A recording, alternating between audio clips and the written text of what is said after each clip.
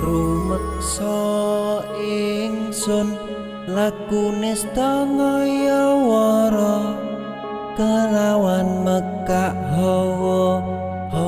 kang dur angkara senajan setan gentayangan tansah gawe rupeda hingga pupusing jaman hametek ingsun